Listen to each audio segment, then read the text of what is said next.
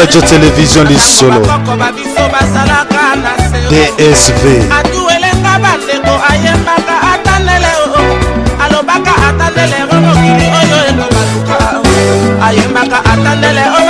Radio Télévision Les Solo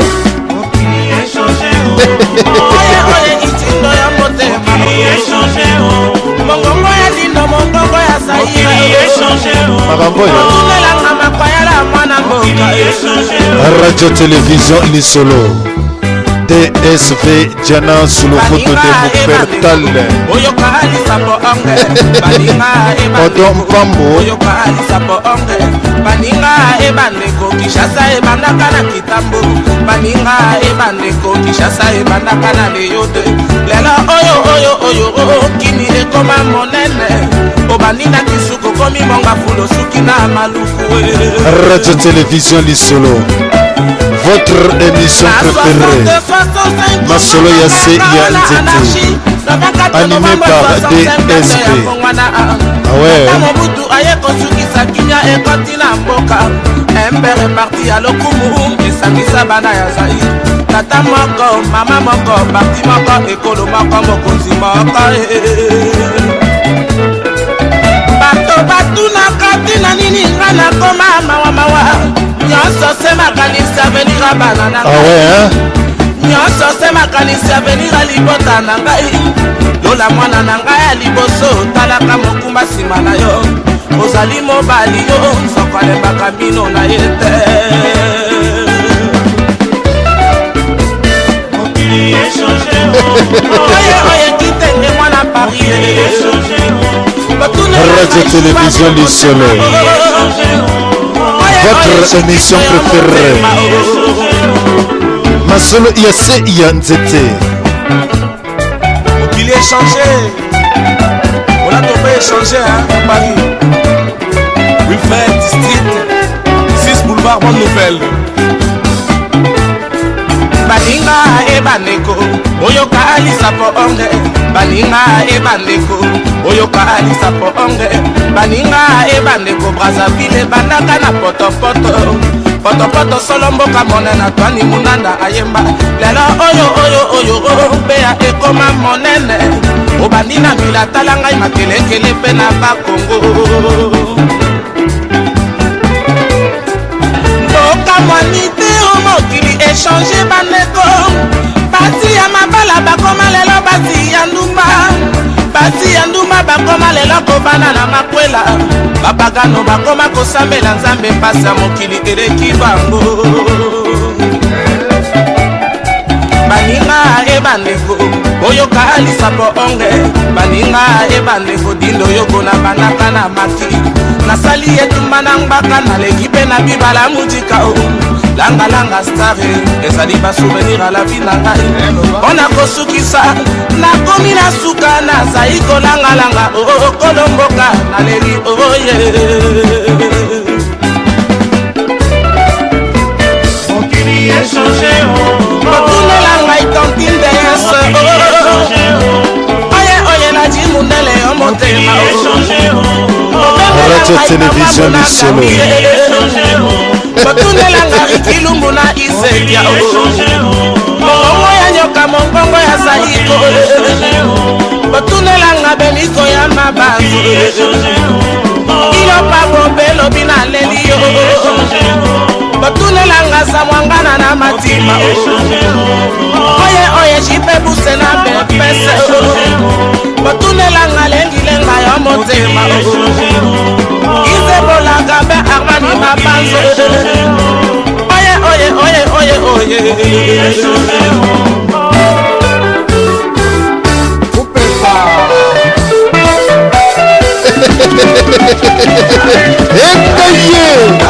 Ah ouais Radio Télévision Les Solo DSV Diana sous le photo de Moupertal Odom Pambo les grands dépositaires célèbres Yoka Milangidi Mère Solange Jus d'Orange le commandant Ibou de Suisse-Irlande Véron Malumba Changez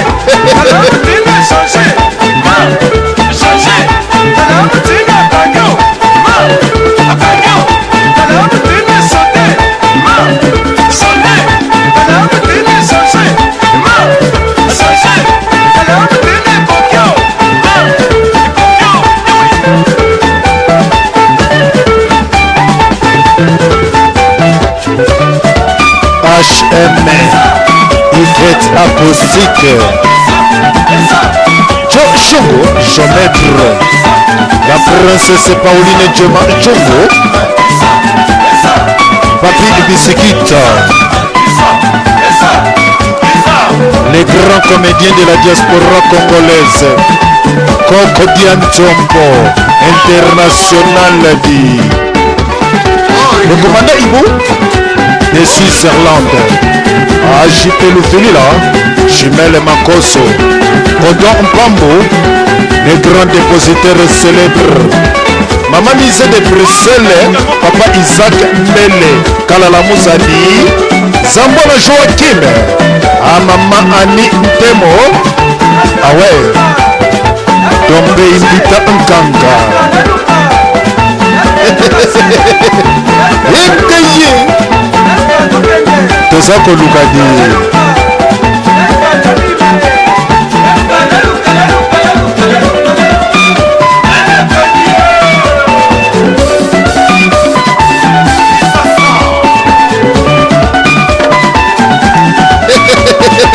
ah ouais, prof de radio-télévision Lisolo, la seule et la meilleure radio de la diaspora congolaise.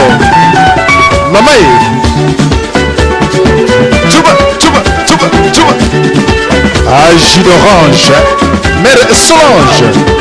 Kabat, boulou, boulou. Yembesika, yembesika, yembesika, yembe. Yemba tulere du solo. Kouloua, kouloua, kouloua, kouloua. Yembes, yembes, yembes, yembes. Yemba tulere du solo.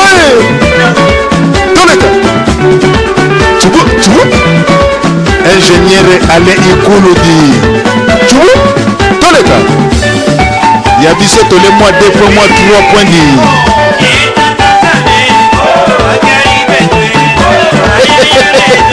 Marambo dit.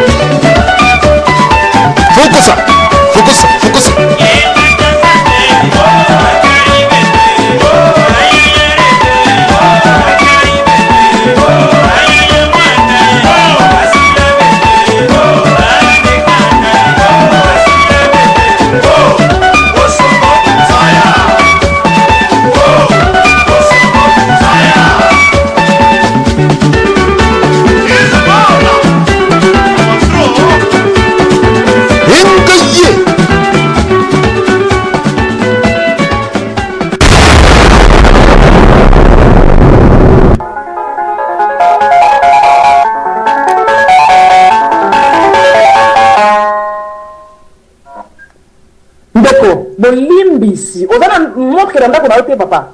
Mais radio du soleil allait brancher. Mais oui, puis il y a un groupe de la fin de la gare, on a qu'à t'en nanga. Ma soeur qui toko, mais quand on dit ma maman, on dit merangai. Radio du soleil, ils en a top. Mon côté.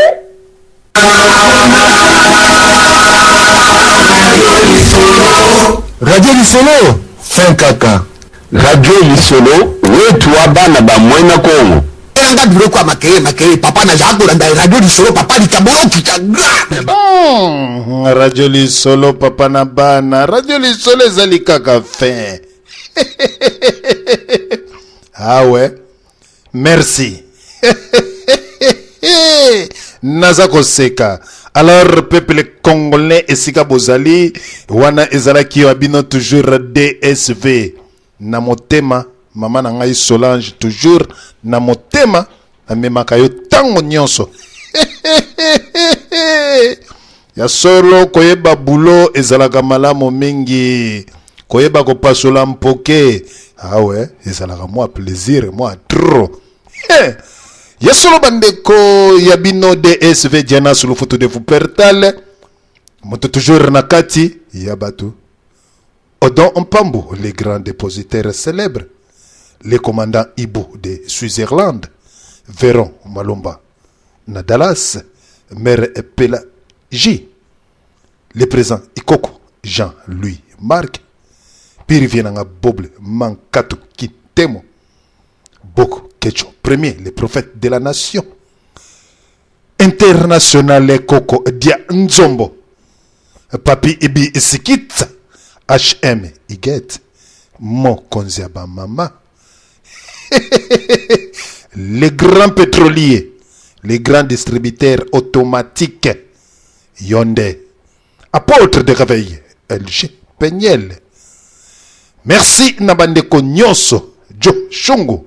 Jomètre. Merci Nabandeko Nyoso. Obo mesana kolanda biso. Ba mama pe ba leki. Toye lisusu na masolo na biso na kati na radio lisolo. Sans tricage. Ya solo bandeko lelo tolingi.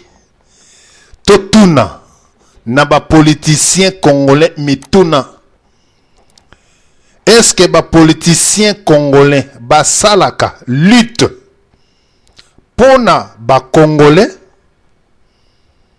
ou bien pona bana na bango na ndako?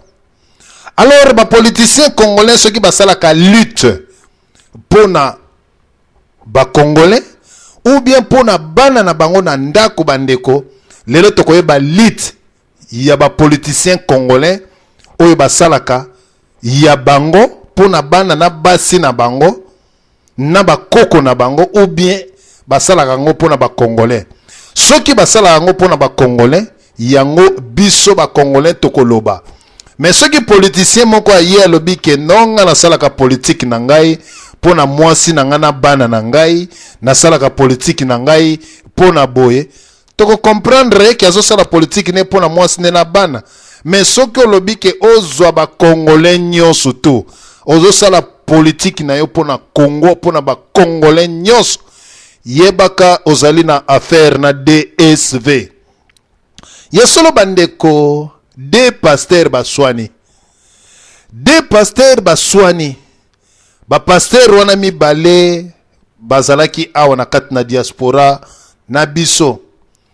Ba pasteur babandaki kote ya liloba nzambe bango mibale. Mais les deux pasteurs baswani. Pasteur moko ba deux pasteurs wana avant baswana bazalaki esika moko. Pasteur Honoré Ngwanda pena pasteur Makoloko Tambola. Bazalaki deux pasteurs. Alors bazalaki na vision na bango pena bandeko ya apareko. Vision na bango ezalaki ko mobiliser soit ko pesa ba information vrai ou faux bandeko bino moko boza ba peuple boko juger les deux pasteurs pasteur Ngwanda na pasteur Makoloko Tambola. Deux pasteurs wana baza pe na l'église ou bien bateyaka na yebite l'église na bango bandimi oyo bango bateyaka. Bango mibale batambolaki soki pe na lokuta tokoyeba te. Parce que tomoni ba bimisi ba révélation ebele sur batu ba lobby. Alors batu bayokaki bango. Na yebite soki na lokoso ya pasteur moko ou bien na lokoso ya bango mibale na yebite bandeko ezakaka mituna baswani. Moko aye alobi ke voilà makambo nyonso tuto bandaki koloba to bandaki kokosa na biso. Totambolaki na lokuta to bandaki kokosa na biso ba congolais. Na se repentir. Mais pasteur mususu alingi ko se repentir te ya lobi ke makambo oyo ya abandaki ko yebisa ba congolais ezali makambo ya vrai. Mais pasteur mususu alobi ezali ya lokuta. Alors bandeko makambo oyo tozali ko comprendre te ke deux pasteurs bandeko esika oyo baswani bandeko deux pasteurs oyo babandaki ko pesa message ndenge bango moko baza koloba message patriotique bien message ya haine. Les mêmes deux pasteurs baza ko pesa message na bato mais bazalaki pe soki na l'église na bango babengaka bango ba pasteur. Alors bandeko lelo baswani esika baswani toyebite wana ezali mituna. Est-ce que Honoré Ngwanda ale mbongo wana ezaka mituna. Est-ce que makolo kotambola ba corrompre ye wana ezali mituna bino moko bokolanda ba déclaration na bango? Est-ce que ba corrompre makolo kotambola ou bien ba corrompre Honoré Ngwanda? Nani entre Honoré Ngwanda na makolo kotambola? Nani aza kosala politique po na ndako na ye, po na bana na ye, po na bakoko na ye? Nani azali kosalela politique po na ba Congolais? Oyo ba Congolais aza kobundela ba Congolais. Pamba te tokomi komona makolo kotambola ye aza koloba, mais Honoré Ngwanda azali koloba te. Bandeko tolingi to juger bandeko. Lelo komi kosala mwa pasi kaka na bino batu boyaka koyebisa biso mpe na ko changer ba makambo na bino, mpe tozali koyoka bandeko na biso misusu baza kosala banzembu ya kitoko epai ya oyo mokambi mboka ya Congo. Alors bandeko, kaka bino boye na information cachée, bo pesi bo komi na ba site, batu ba yoki ba message na bino un pasteur, mais lelo olobi ke na mibongo mi na lingina lo ba vérité, pe na komi koloba vérité. Est-ce que bandeko oyo bozali kolanda biso makambu ya pasteur makolo kotambola na makambu ya Honoré Ngwanda, na kati na bango nani azali na raison na kati na bango, pe nani azali kosala politique ya ndaku na ye, pe nani azali kosala politique ya ba Congolais?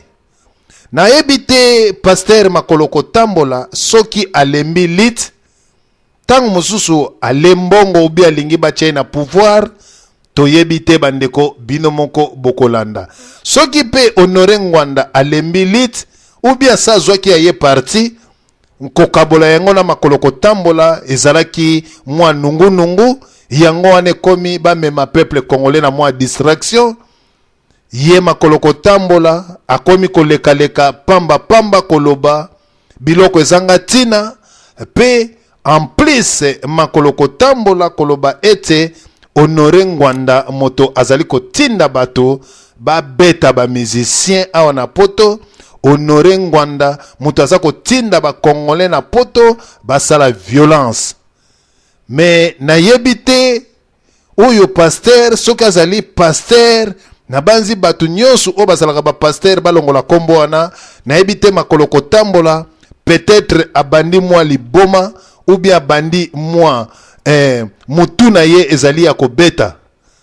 Honoré Ngwanda ata kutu lelo na kati na radio lisolo ngai DSV na bundi saka ye, mais natikala koyoka esika oyo Honoré Ngwanda azali koloba na batu te bokende kobeta ba musicien, bokende kopanza ba ambassade, bokende kobeta ba homme politique. Bandeko mabe ya moto oyo asala na Congo, mais soki awa asali nanu mabe oyo te, mais pasteur makolo kotambola ya kokende koloba Honoré Ngwanda moto aza kotinda batu na mobulu. Pasteur na biso makolo kotambola soki ozali pasteur na banzi bato bakolanda émission oyo, soki bozana numero ya makolo kotambola bandeko bokomelanga na se wana na komeka kobenga ye mpamba te arrêter na ba bêtise na ye oyo azali koloba mpamba te. Honoré Ngwanda azana influence to droit ya kotinda Congolais te akende kobeta musicien. C'est faux et archi faux. Mais makambo tozali komona toyebi te na biso ba Congolais soki bozali ko vivre mibale et que bozwani likambo olio loba likambo oyo bino bozwami, soit partage ya mbongo ezalaki malamu te, soit yo olingi kosadere na PPRD mpamba te makolo kotambola yaki poto a resir te, azali kotambola na makolo na mboka Belgique bato bayebi ye motuka ezali te, musala ezali te, mpiaker yango makolo kotambola tali alobi te Tshisekedi soki azwi ngai awa bibebi nga to biliaki nga bikoki tika na kende epai ya Joseph Kabila mpe nalekisa bafilme naloba ete président nasengi pardon epai na yo mpamba te tofingaki yo mpamba te tolobaki mabe na kombo na yo. Me makolo kotambola boyebi ba message boni oyo bolanse na ba peuple congolais oyo yo lelo okoloba ke Joseph Kabila alimbisa yo. Soki otie Honoré Ngwanda yo mibombi olingi kobima sango na banzi makolo kotambola kosenga na yo pardon oyo sengi Joseph Kabila makolo kotambola mukolo kotia makolo na yo na kati na Kinshasa mpe ekozala kufa na yo mpamba te kobosana te makambo oyo ebele boloba ya lukuta. Soki boloba ya lukuta soki ya solo okozala responsable na makambo wana mpamba te lelo oya kowanga na Honoré Ngwanda lelo oya koloba babiloko oyo esengelaki koloba te yo bandi koloba yango. Sikoyo biso ba Congolais to meka nanu ko raisonner eske to tuna nanu makambo apariko oyo bandaki kokoma na site na yango oyo makolo kotambola bandaki kokoloba ezalaki makambo ya solo ou bien ezalaki makambo ya lokuta. Lelo makolo kotambola alobi ke ezalaki ya lokuta. Bande ko boyebi makambo nyonso soki bo bandaki koloba lelo boye ko bimisango après 7 ans 10 ans ke ezalaki makambo ya lokuta. Boyebi combien de batu oyo bazali ko kufa pona makambo oyo bino bozali ko fabriquer yango ou bien ezali ya solo. Sikoyo tokondima nani oyo lelo ke makolo kotambola aloba ke non Joseph Kabila c'est un Congolais. Makolo kotambola a nié tous les babiloko oyo bango balobaki. Cela veut dire que makolo kotambola Honoré Ngwanda bozali kosala politique pona bana na bino na kati na ndako ou bien pona ba Congolais mboka Congo ou bien boye pona ko détruire peuple congolais boye ko kotisa biso eloko moko na mutu na biso oyo toyebaki te ya lokuta lokola bozali ba pasteur mibale oyo bozali kotambola na kobanga nzambe te yango boye na ba makambo bokabwani nini boyokani te pour quelle raison.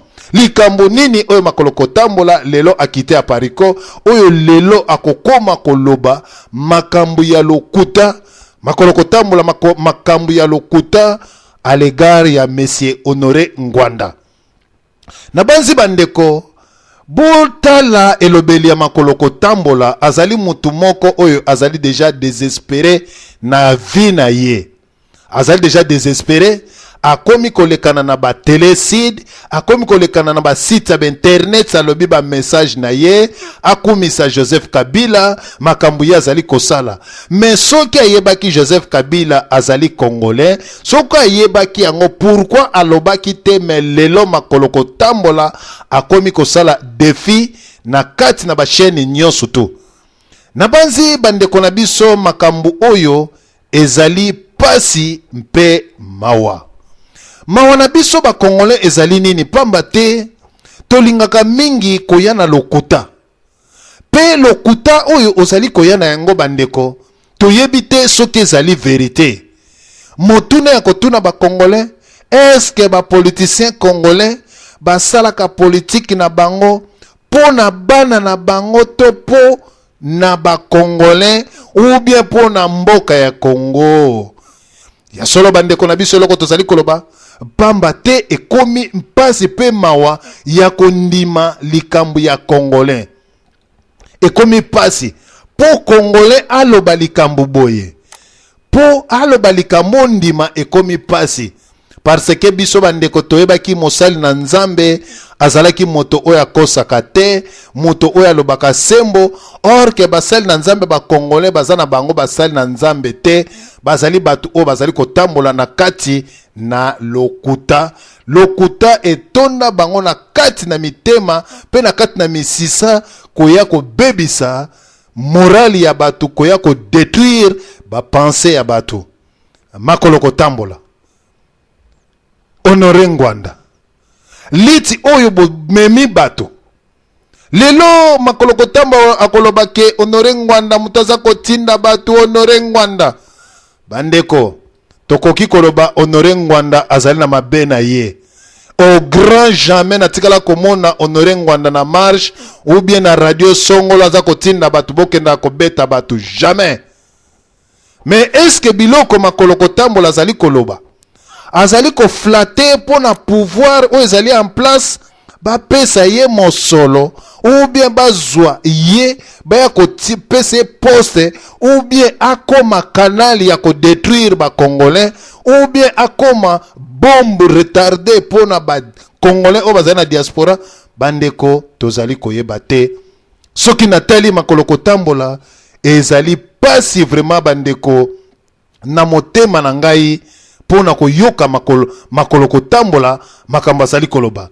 Papa na biso na kati na régie kuna Papa Mayamba meka kotiela biso message oyo ya makolo kotambola toyoka ngo na mwa kimia bandeko bo examiner moto oyo na sima ya masolo mpe message oyo bandeko binonde boya kobenga na banzi bandeko tozana na première thème na biso Papa Mayamba moi extrait bandeko balanda na bokebi.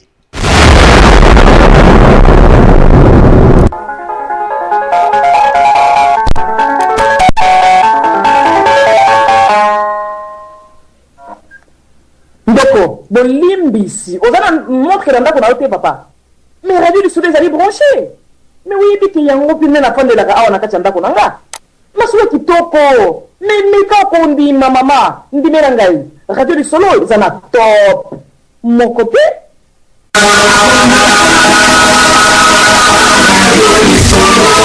Radio Lisolo 5 kaka.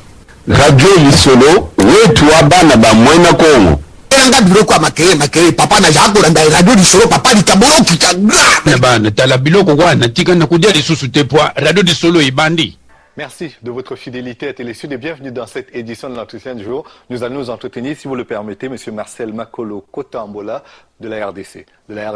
Et pour la RDC, vous avez été pendant très longtemps secrétaire exécutif national chargé de l'organisation, de la mobilisation et de la propagande au sein de la PARECO. La PARECO, c'est l'Alliance des Patriotes pour la refondation du Congo. Et on sait que la plupart aujourd'hui des violences qui sont orchestrées vis-à-vis des artistes et de certaines personnalités congolaises est le fait de la PARECO.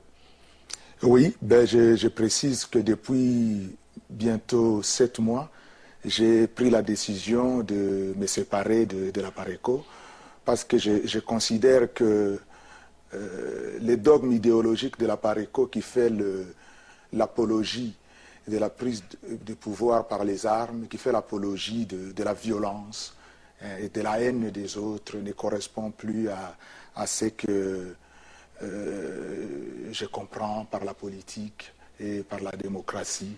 J'ai pris congé de ces mouvements parce que qu'est-ce que c'est qu'un mouvement politique et qui organise des expéditions punitives contre les artistes et musiciens, contre les journalistes. Le correspondant de Télé Sud à Bruxelles en a été victime. C'est quand même extraordinaire que de voir les gens qui se proclament démocrates mais qui n'entendent pas les discours qui viennent des autres. Moi, je n'accepte pas cette manière de faire. Malheureusement, j'ai contribué à cela et j'ai pris mes distances pour dire non, ça ne devrait plus continuer. Qu'est-ce qui s'est passé pour que la PARECO se mette en mode violence? Et d'abord parce qu'on a considéré à la PARECO que le pays était occupé et que les gens qui dirigeaient le pays étaient des étrangers. Pour ça, la PARECO a échafaudé de théories abracadabrantesques sur les prétendues origines étrangères de ceux qui dirigent le pays aujourd'hui. Notamment le président de la République. Notamment le président de la République. Et normalement, ce sont des informations dénuées de tout fondement. Mais allez, pendant plusieurs années, nous avons fait le matraquage psychologique au point qu'un certain nombre de personnes se mettent à croire à ces idioties. Mais J'ai entre le dit fait- non à cela, et parce que ça n'est pas vrai. Du temps de Mobutu, on racontait qu'il était centrafricain, et aujourd'hui on parle de Joseph Kabila comme d'un sujet tanzanien, certains parlent d'un sujet rwandais. Ce sont des déclarations fallacieuses et dénuées de tout fondement. Mais entre le fait de penser que le président est d'origine étrangère et le fait de poursuivre, de violenter des personnes qui le soutiennent, il y a quand même un gap. Ben oui, mais c'est pour vous dire la nature du mouvement qu'on appelle Apareco. Il n'y a pas un autre discours que celui de la violence. En démocratie, on discute, on parle. Les biceps et la violence n'ont pas lieu, ne peuvent pas s'exprimer en démocratie. Moi, je crois que ça va même du caractère de celui qui anime la Pareco. Pourtant, c'est un pasteur, tout comme vous d'ailleurs. Et un pasteur n'insulte pas. Pourtant, c'est le cas. Un pasteur n'incite pas à la violence, un pasteur ne s'illustre pas dans les bagarres des rues. C'est ce que j'ai fait, c'est pour ça que je le regrette. Et là, je regarde les Congolais dans le fond des yeux et je leur demande pardon, parce que je n'ai pas montré l'exemple. Je n'ai pas fait ce qu'un pasteur doit faire. Je n'avais pas ma place dans un mouvement comme celui-là. La Bible dit: tu honoreras les chefs de ton peuple. Nous sommes illustrés dans les insultes contre le président de la République. Et la Bible dit: tu ne tueras pas. La Pareco fait de la prise de pouvoir par les armes, y compris par les coups d'État et par la mort du président de la République, son cheval de bataille. Et la Bible dit: tu aimeras ton prochain. Tout ce que nous avons à faire, c'est inciter à la haine des autres. En tant que pasteur, je n'avais pas ma place dans un groupement comme celui-là. Récemment encore, un général et un colonel de l'armée congolaise ont été agressés à Paris, à la gare du Nord. Est-ce que vous avez suivi ces événements-là? J'ai suivi ces événements et ce sont des événements qui m'ont écœuré. J'ai dit qu'en réalité, ce type de comportement, c'est des comportements que tout Congolais doit bannir. Qu'il soit homme politique, qu'il soit pasteur, qu'il soit étudiant ou l'homme de la rue, tout le monde doit bannir des comportements de ce type. On ne peut pas s'attaquer aux gens qui font profession de servir la nation. D'accord. Au début, ça concernait les artistes et c'est vrai que peut-être que la faute des journalistes a été de ne pas en parler parce qu'il s'agissait des artistes. Mais là, la violence s'étend à pratiquement tous les autres corps de métier. J'ai parlé des journalistes avec le correspondant de Télé-Sud à Bruxelles. Il y a ces généraux dont je vous parlais. Jusqu'où pourra aller cette violence? Mais c'est pour ça qu'il faut que ça s'arrête.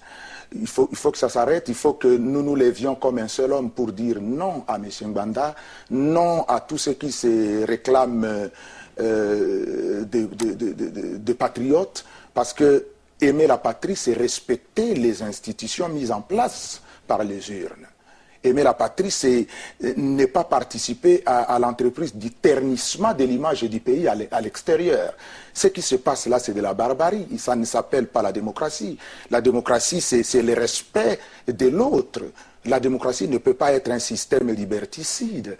La démocratie respecte les discours des autres. La démocratie respecte l'intégrité physique et morale des autres. Ce qui se passe à la gare du Nord, à Bruxelles, partout, ça ne s'appelle pas la démocratie. Les artistes sont interdits de spectacle. Quand ils doivent se produire quelque part, on sait qu'il y a des hordes qui vont se présenter. Là, au Stade de France, on a eu la même chose.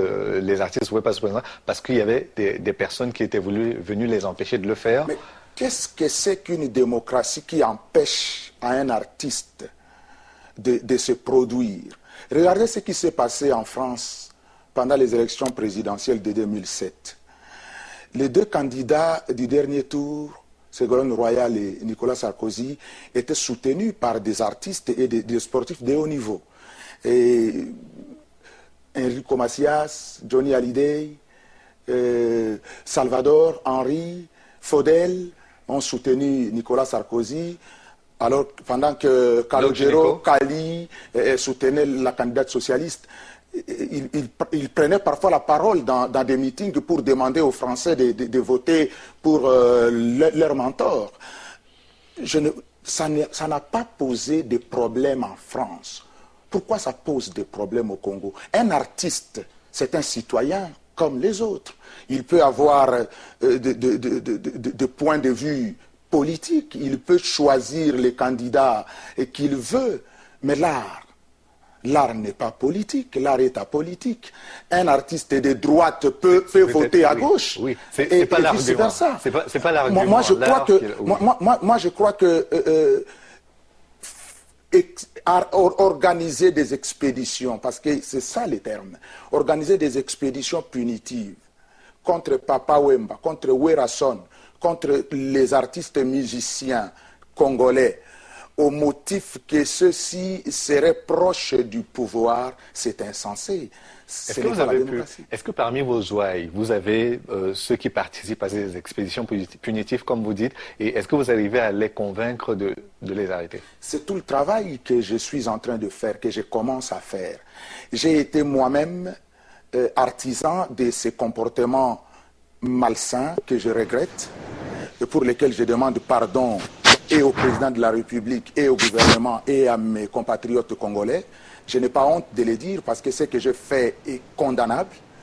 Je peux être contre les modes de gouvernance d'un homme politique, c'est compréhensible en démocratie, mais attenter à son image et à son intégrité physique est un crime. Donc pour cela, je demande pardon. Alors, ce que je fais maintenant, c'est montrer aux gens que j'ai participé à cela.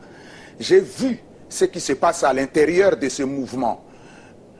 Si aujourd'hui, déjà, ici à l'extérieur, ils sont incapables d'écouter les points de vue différents du leur, quand ils prendront le pouvoir, quel sera le type de régime qu'ils mettront en place? Vous voterez Kabila? Je voterai pour celui qui a un projet, et je crois que Kabila a un projet, ça ne me gênerait pas de voter pour lui en effet.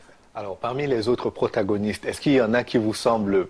On a pendant longtemps dit que Étienne Tshisekedi était fini. Là, il est revenu au pays et apparemment, il semble avoir quand même une base électorale importante. Et Étienne Tshisekedi, c'est un mythe hein, dans la politique congolaise. C'est un monument pour qui tout Congolais devrait avoir du respect par rapport à son âge. Et je crois que c'est quelqu'un... qui peut faire quelque chose, mais malheureusement, je crois que depuis qu'il est rentré au pays, il se distingue un peu beaucoup par des déclarations incendiaires qui ne sont pas de nature à permettre l'apaisement, à permettre une démocratie apaisée. Autant j'étais d'accord avec lui pendant les règnes du président Mobutu, quand il attaquait son mode de gouvernance, autant aujourd'hui, j'ai dit que ce type de critiques n'ont pas lieu d'être. Parce que vous estimez que le président Kabila est moins critiquable que le président Mobutu? Ce n'est pas ce que j'ai dit. J'ai dit que Kabila a des défauts qu'il doit arranger, qu'il doit corriger, comme tout homme. Mais si Kabila fait quelque chose de bien, pourquoi ne pas le lui reconnaître? Quoi, par exemple? Mais déjà, le fait qu'aujourd'hui, les Congolais, tout Congolais, soient capables de se présenter comme candidat à l'élection présidentielle. Du temps de Mobutu, il a fait beaucoup pour la démocratie en République démocratique du Congo, si je comprends bien. Il y a des choses qu'il faut corriger. Il y a des choses pour lesquelles il faut qu'il aille plus loin encore. Mais il faut commencer. On ne peut pas dire 1000 si on n'a pas commencé par 1. Il faut commencer. Le fait déjà qu'il ouvre l'espace politique, qu'il permette que les élections se fassent, c'est une avancée considérable. Cela dit, c'est à un tour, hein, avec plusieurs candidats de l'opposition. Une élection à un tour, c'est très vite gagné. Hein. Ben, pas très vite gagné. Pour le président sortant. Mais c'est le principe démocratique. Ça s'est fait normalement dans le cadre d'un parlement. Donc ceux qui ne sont pas d'accord n'ont qu'à influencer dans les cadres parlementaires pour que les choses soient autrement. Donc en démocratie, il y a ceux qui gouvernent, il y a l'opposition qui fait son travail.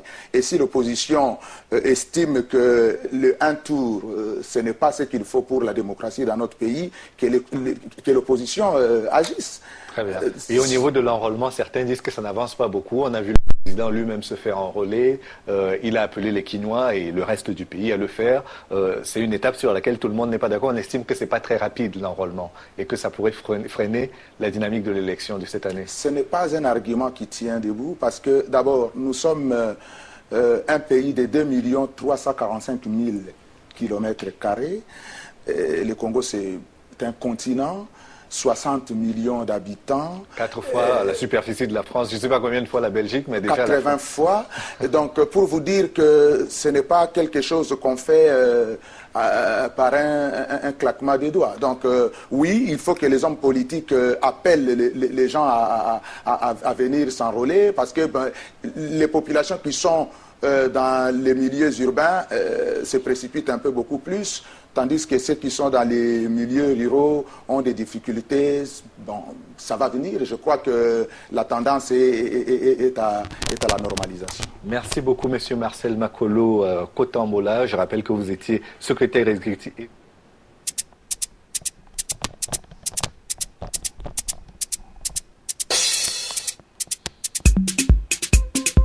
Ah, mawa. Mbokekei. Bapaster bateki mboka tokondimela lisusu banani tolobaki ke bapaster bazali bato na nzambe me bapaster bateki mboka mbokekei basombi makolo kotambola di toyebi te soki ezalaki plan na bango di mbokekei tondimela banani Pasteur oyo moto na nzambe me lokuta na monoko tokondimela lisusu banani oyo bapaster makambo oyo Odon Pambu Pasteur du peuple Pasteur tokondima jamais lisusu basali na nzambe ozala apôtre ozala prophète ozala bishop ozala docteur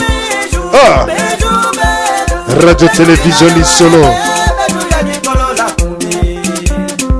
papa na biso mayamba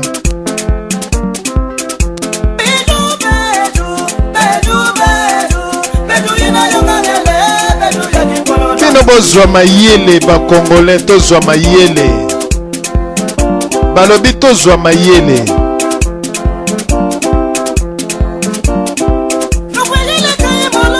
merci papa na biso mayamba kuna na régie na loyembo ya kitoko papa na biso mayamba na loyembo ya kitoko na banzi bandeko bolandi soi-disant soki vrai pasteur du peuple akoloba soki faux pasteur akoloba bolandi makolo kotambola ndenge asili koloba surtout na bato boyokaka français bien asili koloba na bamituna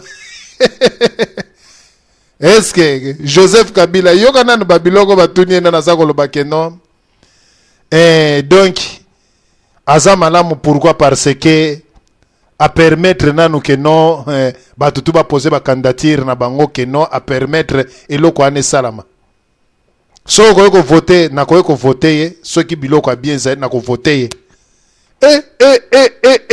mbokekei ya solo bandeko tofungoli ligne na biso toko développer oyo sima tofungoli nde ligne tozana na première thème na biso tokende toyambi pe mosali na nzambe pasteur du peuple olandi ndeko na yo pasteur bino batu botondi na lokuta mikolo yo motuna na ngai na oyo landi ba politicien congolais basalaka politique pona bana na bango na kati na ndako na basi na bango tekolo na bango ou bien basalaka politique pona Congo na ba congolais baza ko sala pona peuple yo moko zali pasteur du peuple otalisa biso tokola malamu eboto. Merci mingi papa Diana na ebite soki na zoka na malamu avant na banda na kimia nyonso to. Merci pote awe pa na ngai masini zako kende mbilinga na komisi nzambe na ndenge o pesinga liloba kati na émission na teme ya malamu penza eza sujet mo malamu po ete nakanisi pour que to avance tokolobaka kaka malamu bolamu te soki mabe ezali esengeli kofungola poke kobimbisa yango liboso na bato kotalisa mabe po ete prochainement makambo ekende malamu. Alors motuna ezali penza ya malamu. Est-ce que bato na politique epai na biso na Congo démocratique soki Congo démocratique ezalaka pe démocratie ezalaka na yebi te? Est-ce que basalaka penza politique pour na peuple na biso to pour na mabumu na bango? Eza clair penza clair et net que basalaka politique yango pour na mabumu na bango. Zoki pe peuple atamuke te.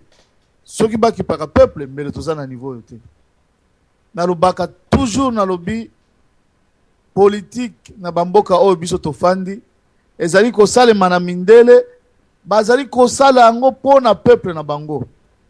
Tony Blair oyo azalaki premier ministre kati na mboka na Grande-Bretagne tango asilisi musala bamemi ye na bajuge bakonvoke ye balobi bobomi bato ebele kuna yona moninga na yo George Bush na Irak.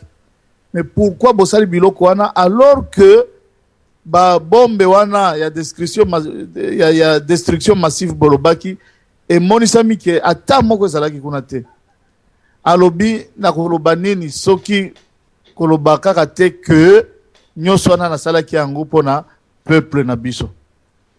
Molandi na ye Brown ba convoqué pe na ba juge alobi ete ngai pe soki nazaka na place na ye eloko na ngai na sala kaka yango wana. Donc okomona mutu aza kokufa po na peuple na ye parce que ba pona ye na peuple wana pe azali ko salela peuple. Papa Diana tolo na mitu na biso vraiment tolongola penza soki yoki mutu alobi yango gangele makasi o politique eza kokosa politique eza koiba politique eza ba intérêt non.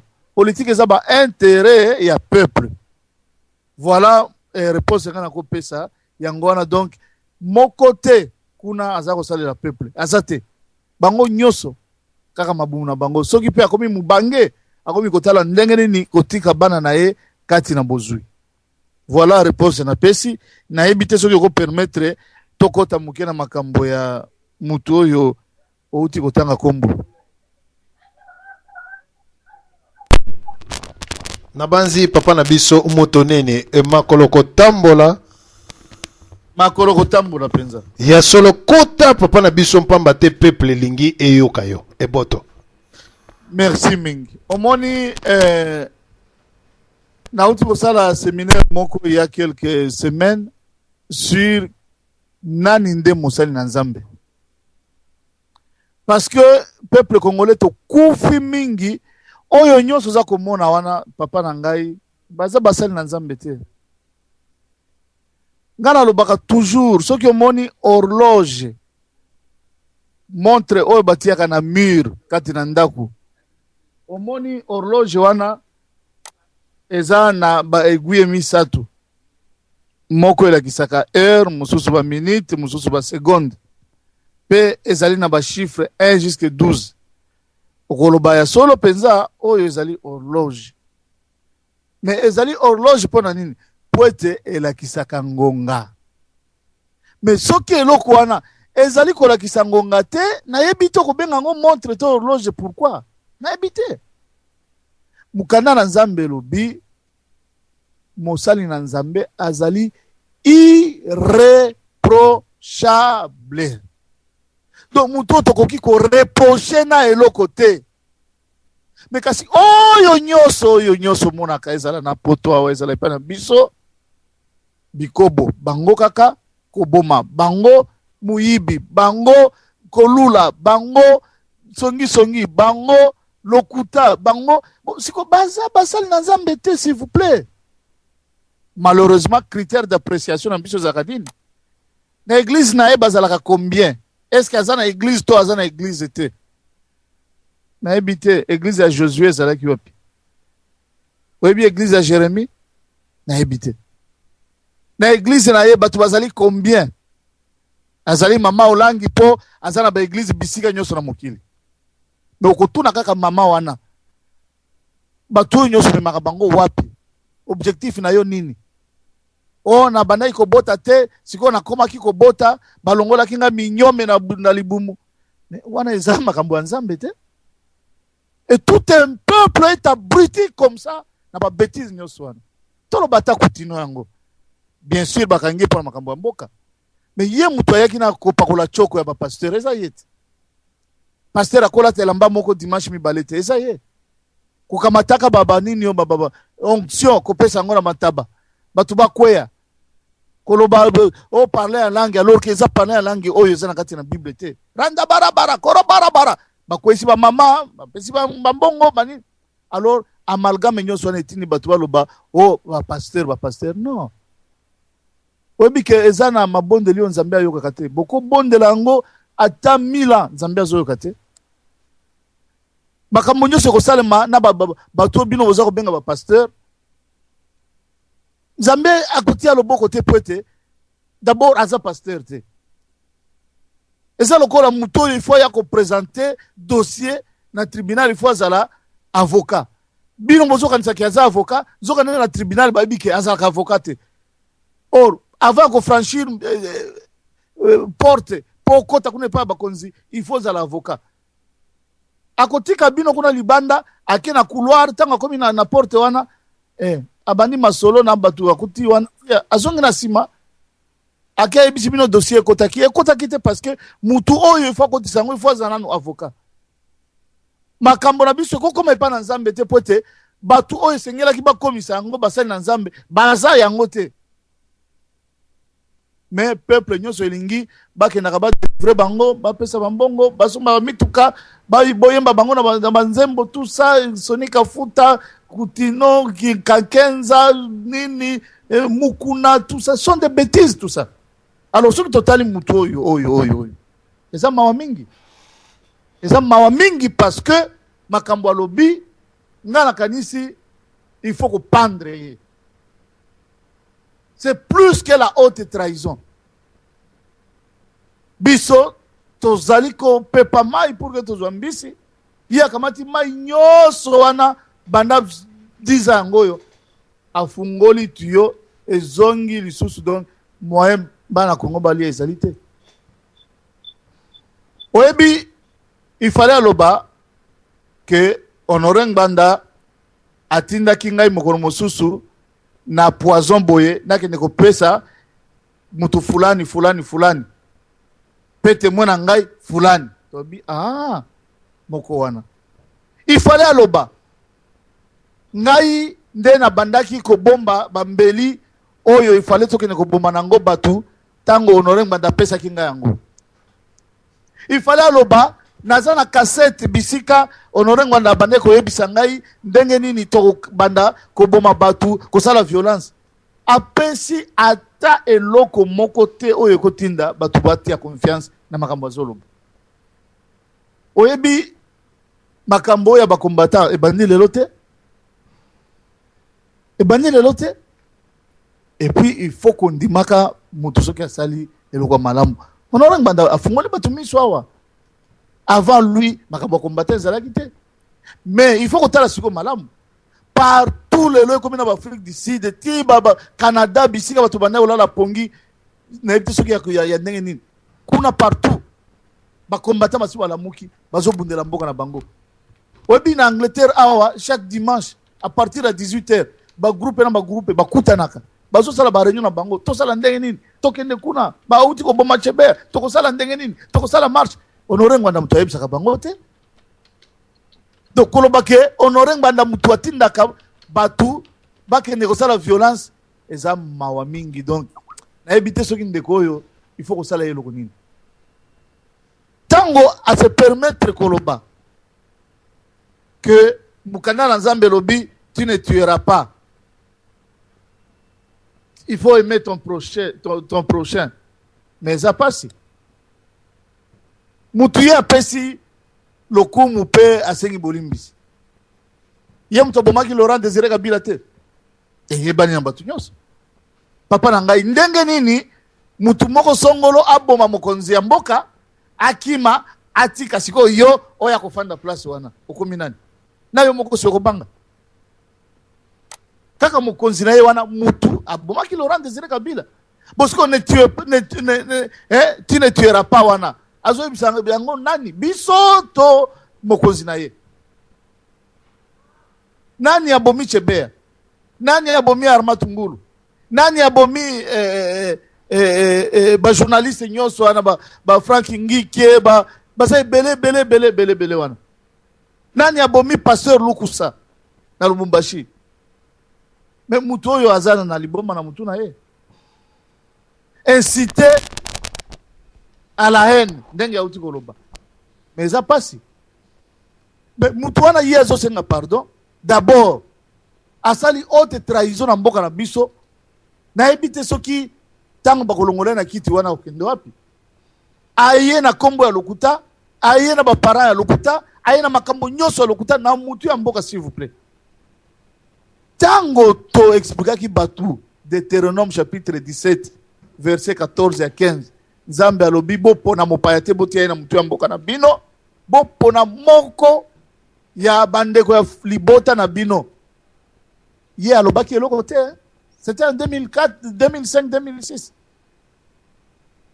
ezopesa nga pasi pema wana motema parce que ba kolabo mususu wana bakokufa bayebiki bakomaki ba ministre baliaki mais ye bapesi combien na yebite azolo belaka biso démocratie ni nekozala kuna pana biso lelo démocratie ni on ne peut pas parler de démocratie parce que mboka za sous occupation. Merci et pasteur du peuple Tolandio opesi biso biloko ya motuya sala na biso toujours na nzela ya singa towelela tokenena ne pa papa na biso Odom Pambu tomeka kopesa ye olandi pasteur tokoyo benga e faux pasteur makolo kotambola motune ezali ba politicien congolais basalaka politique po na mabumu na bango na bana na bango to basalaka po na biso ba congolais maloba epai na yo Odom Mpambo.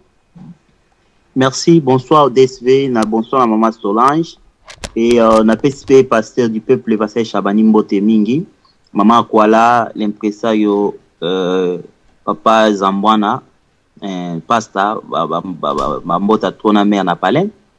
Puis on a PSP la sur radio sur na tango Mbote place au banyo sur Azali na bandako ndenge bafungwe baza Rolanda Mbote. DSV question na ya kitoko pe émission thème alléluia kitoko mingi.